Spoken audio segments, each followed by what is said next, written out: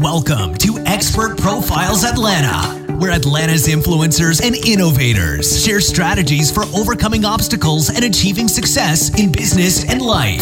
Here's your host, best-selling author and Atlanta influencer, Neil Howe. Hello and welcome to the show. This is your host, Neil Howe, and today's guest is Justin Davis. Justin helps clients predominantly 50 and older increase strength and mobility. He is a personal trainer out of the Snap Fitness Gym in Inman Park in Atlanta.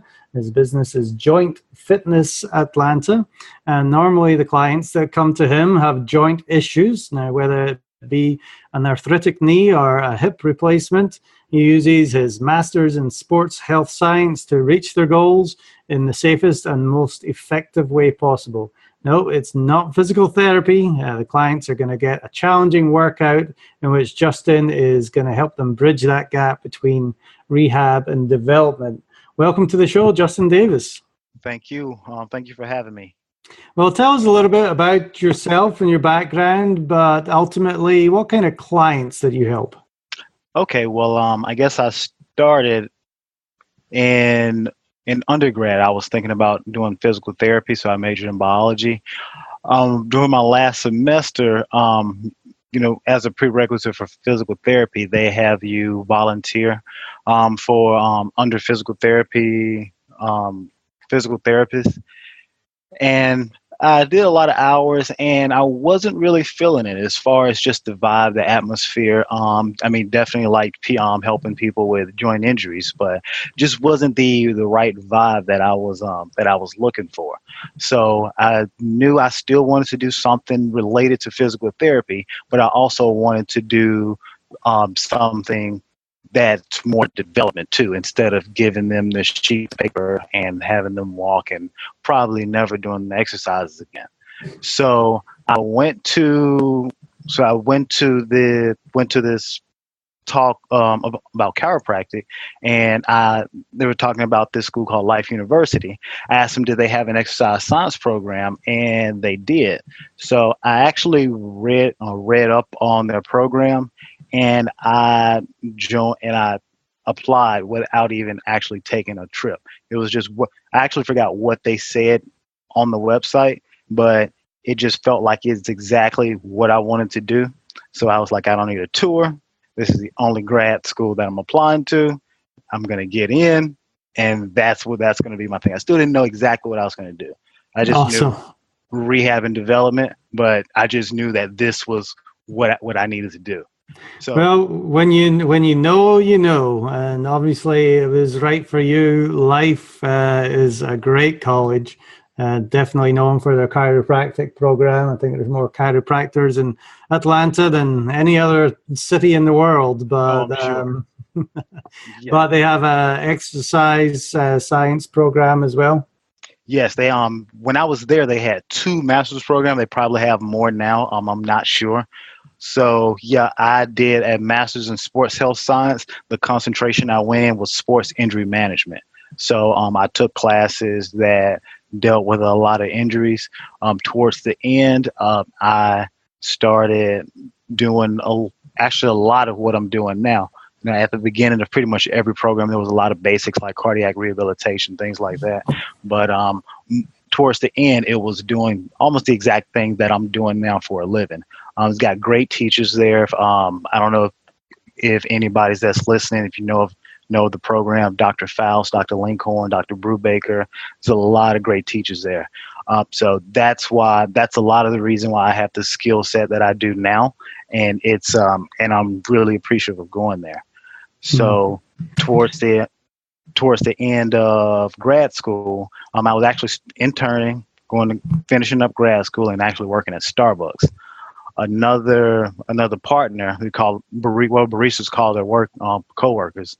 Another partner, his mother was a massage therapist. She heard about what I was doing, what I was in school for, and she asked me, did I want to look at a client that she was kind of having problems with? So still not really having any experience, but just eager and just, at that point, you're just so motivated to just do anything. I said yes. Turns out he had functional scoliosis. The difference between functional and structural scoliosis is functional. It's typically a muscular issue. Structural is something that you're born with. So for lack of a better term, stuck like that. Functional is something that happened over time. He actually had like a sledding accident. He was 45 years old at that time. He actually had a sledding accident that he had when he was 12, and everything started going downhill. Yeah, ever since. And he's 45. So she asked me to help, and I probably should have been a little bit more nervous than I was, but for some reason I'm more of a logical person, so I was like, if I just apply everything that I'm doing to that I've been learning, whatever that's going to work should work. So I did the assessment. I met him, took a before picture. I was doing exercises to kind of help get everything back aligned. I would meet with the massage therapist afterwards to say, this is what I worked on. This is what needs to work that you need to work on. And we'll kind of just hit them oppositely. So I work on strength. You work on getting tissue a little bit more pliable and looser. And hopefully we'll see what happens. The 3-month we had a reassessment after 3 months, and I took a picture and I looked at it and I said, holy crap, I think I might know what I'm doing. Because I expected it to work, but I didn't really know what work means. Like I didn't know what results meant. So I was just doing what I learned, and I was just kind of like just going with the flow, seeing what happened. But yeah, it worked. Yeah, well, I think that's in all aspects of business and life. You follow the instructions of people that have done it before, and then it will work for you, and it gives you that added confidence too. When wow, it worked. I can do this. It gives you the added confidence that you can go in and just help more people. So it looks like that your business, you do help people on the older age bracket from 50 plus with their joint issues. Is that correct? Yes. I'm pretty sure I have at least 10 clients over 70, which I'm kind of proud of that. That is great. It's becomes extremely important. So tell me, what kind of problems are they having that are different to some of the younger age group that might just want to look better and stay in shape? Well, let me start off by saying sad as it is, the way we're in front of computers all day and not really exercising, a lot of these problems that I'm seeing with 60-year-old clients and 70-year-old clients, I'm looking across the gym and I'm like, oh wow, you're gonna have that at 40. So we're in front of the computer a lot. So yeah, that is going to happen earlier with probably the Gen X and millennial generation than with the baby boomer generation. But I see a lot. Well, when it comes to upper 60s, lower 70s, I may see a client whose knee is bone on bone. I may see lower back issues. I have 2 or 3 clients with spondylolisthesis, which is a fracture in one of the lumbar vertebrae, which definitely takes a lot of care. Spinal stenosis, rotator cuff injuries. There's a lot of different issues that you will come across when you invite that demographic there. But that's what makes it fun, because I'm not a redundant guy. I really hate doing redundant chores, redundant jobs. I really don't like that. So I like when people kind of have something new to kind of like make me think. Right. And what kind of exercises are you able to do with people that have these joint issues? Well, I have them do a lot of the basic exercises that a lot of people 30 and 40 would do. It's just you have to teach it a lot carefully. You might need to do some type of stretching or mobility work before you do it because they might be A, not strong enough, or A, not mobile enough to do it. So the two things that I'll work with the most in lifting is strength and flexibility. Those are the main two things, because once you get stronger and once you get more flexible, you can get more mobile. And I know flexibility and mobility is kind of an interchangeable word, but it's not necessarily the same. Flexibility is more if, can I get this muscle tissue or this soft tissue can go to this certain range of motion.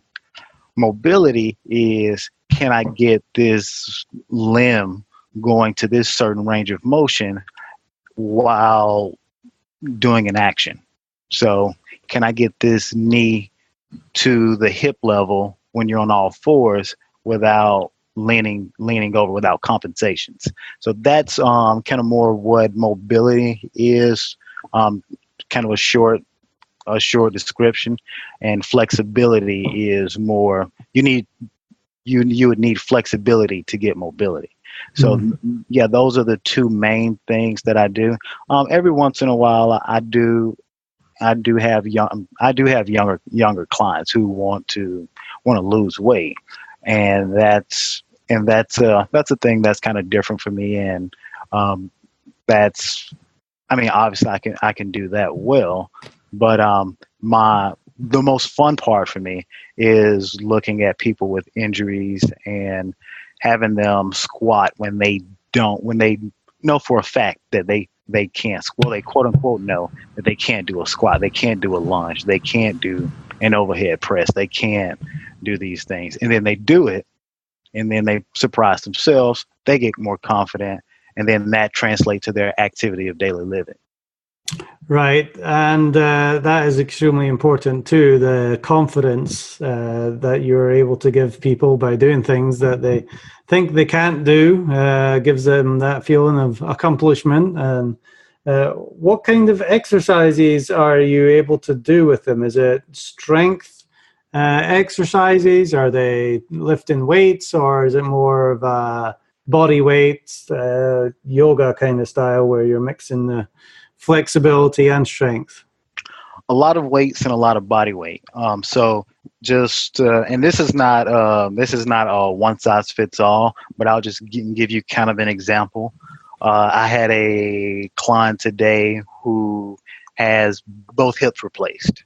So one thing and he's a new client. So one thing that we did first of all is we did some mat exercises to get his midsection, kind of don't like the word core, but if core, get his core activated, get his hips engaged, get his glutes working, so he can be mindful of how he moves in relation to his to his body. What I mean by that is, if I'm going to have him squat later, I want him to be able to use his abs to keep his body upright, so he doesn't just collapse over. He doesn't lean over. So we'll do some mat stuff to get his hips and abs working to get the mind muscle connection going. Then we'll do the same. We'll do very similar workouts to what 30 or 40-year-old do. I'll just have to explain it differently, because a lot of people in that age group, they didn't work out in recent years. It's been like 15, 20 years. So if I'm going to teach them how to deadlift, which, yes, they do deadlift. Yeah, they're 70 years old and they deadlift. Yes. And I may have to explain it in an internal way and in an external way. So if you've never heard, like if you're not a personal trainer and you don't know of internal and external feedback, what I may have to explain it in a way to where, okay, as you send your hips back, you should feel a stretch in the glutes and hamstrings. So that's an internal feedback. So then that gets the mind to muscle connection to focus on the hamstrings. So now if they don't understand it that way, I may have to explain it differently as far as like externally. So as you send your hips back, you can look in the mirror and you should always see your chest. So the main difference with that population is they're not used to working out in 10, 15, 20 years. I just had one new client tell me that they haven't really worked out in 30 years. So you're going to need 3 or 4 or maybe even 5 different ways to explain an exercise to explain one exercise, because they may not get it, because we're different learners. We're you have auditory learning, visual learning, kinesthetic learning. So if you need to explain it in an auditory way, you have to be able to do that. If a visual way, yeah, or if you need to actually put their limbs in a certain position to understand how they feel in that position, then you're going to need to do that. That's going to be up to you to see how they learn, figure it out, and not waste their time on figuring out how to teach them how to do one thing, because they still need to do a workout. So you can't just have them trying to figure something out the whole session. Right. And at that age, it's extremely important, as it is really at any age, but to do all these exercises correctly with the proper form, because, if they are a little bit weaker than somebody that's younger than them, they're doing the exercise wrong is a recipe for injury. Is that right? Yes, because they haven't. I mean, just think of somebody who is 65 years old, just retired. They've worked at a desk job since 30, and they're calling it quits. They've worked at that desk job 8 hours a day, 50 weeks out of the year with 2 weeks vacation, and they've not really worked out the tissue, lower back, the glutes, the hamstrings, the hip flexors, regardless of whether it's shorter than it should be or longer than it should be, as far as like muscle balance and imbalance, it's going to be very stiff. So it's basically like spraying. You have to also kind of think of it like spraying WD-40 on the joints. You just got to get the joints lubricated and kind of get everything going, and really get them to understand how their body is supposed to move. And that's why we, especially with my older clients, we don't do a lot of different exercises. We hit the same basic exercises: deadlifts, overhead press. If they're strong enough to do push-ups off their knees or feet, we do that. Split squats, like we do basic exercises, and we hammer them over and over again, because they need to understand muscle mastery. Mm-hmm. So it seems like that's quite a lot of stuff to do in one workout. How long does a workout usually last? 30 minutes. And they look at me like, are you sure we don't need an hour? Then after 30 minutes, they're like, thank goodness, because I'm tired. That's why you really need to understand how different ways to explain an exercise to clients, because if I'm doing 30 minutes, I can't waste 15 minutes trying to explain it. I need to be able to explain it this way. She's not getting it. I need to explain it that way. Okay, no, she's not getting it. Okay, well, let me just stand in front of her and I'm going to do the exercise, because she might be a visual learner and not an auditory learner. Mm-hmm. So you really have to understand them and how they learn. Right. Now, talk to me about some of the misconceptions surrounding the industry. One might be just, what we talked about there. Can you get a good workout in 30 minutes with a warm up and a cool down? Well, I do think that's a big misconception. I see a lot of people doing 80, 90-minute workouts, and they're doing 15 to 20 minutes worth of actual working out. Mm-hmm. And that's and I'm like, yeah, if you worked out, I mean, you could do a 45-minute. Somebody my age, I'm a personal trainer, I can do a 45-minute workout and be completely exhausted. So yeah, that is definitely a big misconception. On a personal note, a lot of people, because when I do have younger clients and they know me from my demographic, they think I'm a rehab guy who's just going to do some foo-foo exercises, and they're like, nah, can't get a workout from that guy. And then they're like, thank goodness this workout is over. So it's that's I guess that's a personal one. Another personal one that doesn't happen to me anymore, because right now my business is so word of mouth. A lot of people know me before they come to me, but at one point, I've actually been in this demographic since like 26, 27. I'm 30 now. So, a 65, 70-year-old person, they may look at a 27, 28-year-old personal trainer and like, how do you know what my knee is doing, or my neck, my arthritic neck is doing? Like, there's no way you can relate to me. Right.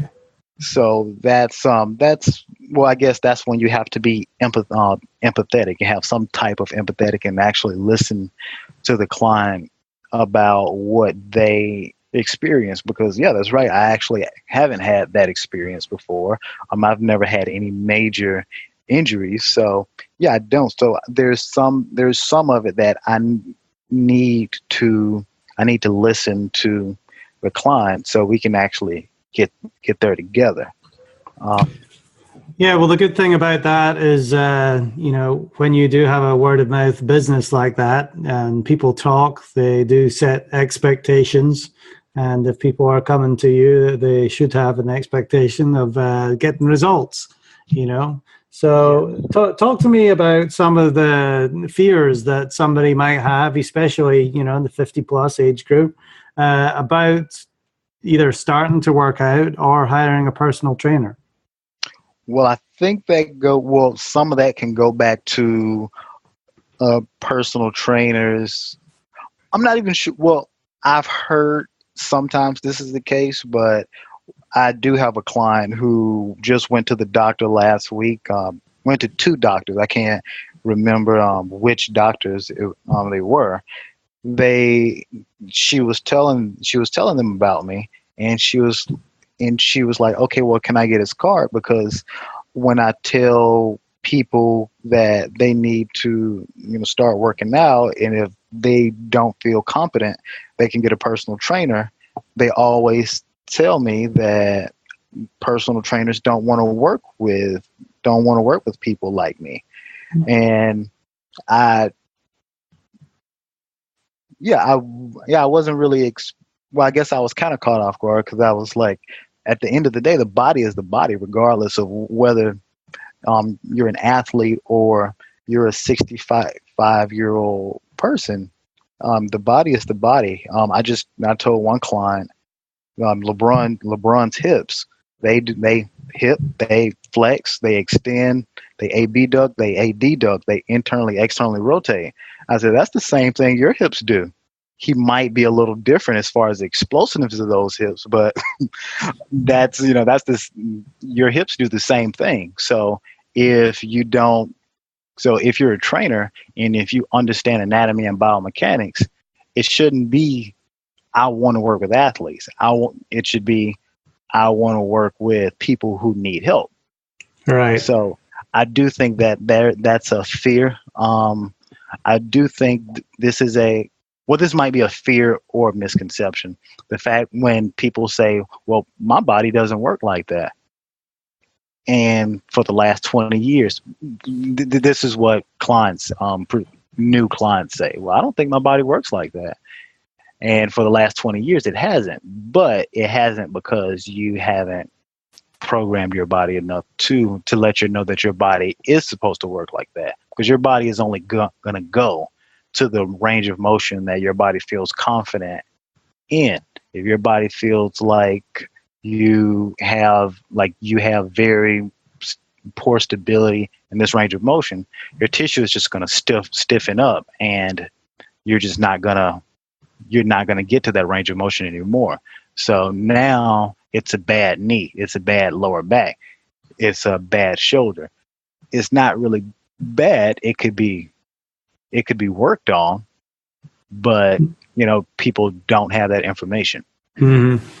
Well, Justin, can you share with me a story of somebody that might jump to mind, somebody that you have helped in the past few years? What kind of condition did they come to you in? What were you able to do for them? And ultimately, how did that change their life? Will change their life. Okay, well, there's one client. He came to me. He was pretty overweight when I first saw him. We actually joke about this now because he's like, I wish we could have video recorded how bad my squat was. Like, I'm not exaggerating. His squat was 6 inches in depth, and I any way that I could coach, I'd coach the squat 5 to 6 different ways. That was all he could get because his hips and calves were so tight, and his abs were so weak, and his shoulder, he couldn't bring his right shoulder over his head. So anytime he brought it over his head, it was really painful. So that was like 3 years ago. I still work with him today, and he's down a lot. Well, it was body composition. His body composition looks, if you gauged his muscle, even though he's 65, I think, you would probably put him in the 40s as far as his muscle mass. As far as his arms, we have times where he presses 40-pound dumbbells over his head. As far as his squat, he deadlifts his body weight for reps, and he's in the 200s. So yeah, he's not so he definitely has some strength benefits. One thing that we kind of like to do, I don't know if this is this is definitely like an ego trip. I'll admit it. So there's like 30, 35, year olds, 40 year olds in the gym, and they're working at a certain weight, like dumbbell rows, and they're doing 45, 50 pounds. Then I got my 65-year-old client, and I just dropped a 70-pound dumbbell, and he's just knocking out 10 to 12 dumbbell rows right beside the 35-year-olds, almost half his age. That is I don't know if that's mean or whatever, but don't care. It's funny. We both laugh at it. We both have a good time with that. So yeah, that. Well, that's awesome. I mean, that's great improvement to not be able to move, basically, to be outshining 35-year-olds in the gym. That's some improvement, both physically and mentally as well. It's got a huge psychological boost. Oh yeah, he always talks about how he just feels and thinks different. Another client, I saw him I started with him when he was 69. Well, I actually mentioned him earlier. He was the one his knee was bone on bone, so that was so he knew he was going to need a knee replacement eventually. So we worked a lot on knee stability, hips, knees. We did total body all the time, but we really hammered the hips, the knees, the foot and ankle, and basically made him strong as possible. So that was 69. It was about 3.5 years ago. So he actually got a knee replacement March 28th of last year. So he handed me the paper from the knee surgeon about the physical therapy exercises, and we kind of looked at it and like, we do way more than this. We don't need this sheet. So March 28th was his knee replacement surgery. He was back in the gym with me April 24th. And he's Awesome. 70. Well, he's 73 now, but he was 72 then. Wow, that's tremendous. Life doesn't need to stop when you get old. The more you can move, the stronger you are, the more flexibility you have, the better your enjoyment of life is going to be. So it's great to be able to do that for anybody, but specifically people of that age. So Justin, it's been great talking to you today and getting all this information. What is the best way for people to get in touch with you so that you can help them with their flexibility, their movement, their strength? Well, you can call me on my phone. I'm a personal trainer. My phone is always on. It's 334-412-2225. 334-412-2225. You can also text me too, or you can email me at jointfitnessatl@gmail.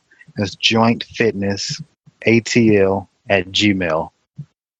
Excellent. And you work out of the Snap Fitness gym in Inman Park. Do you travel to see people, or do you just stay in one location?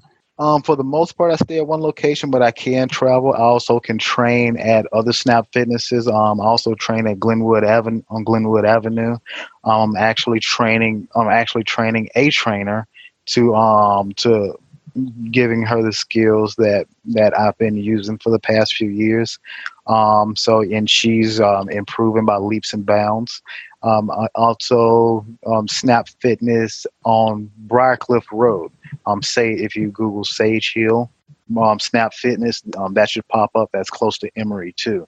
Mm-hmm. So those the three of those locations, I can or my trainer can see you, and we can definitely help you get to where you want to go. Well, you definitely seem like you are the educator and the advocate for the success of your clients. It's a great demographic that you're working with. I know there's got to be a lot of satisfaction in seeing them come alive again, really, with some of the improvements that they make in their lives. So if you are looking for a personal trainer in that area of town, give Justin a call. Justin Davis, thank you very much for being my guest on Expert Profiles Atlanta today. Thank you for having me.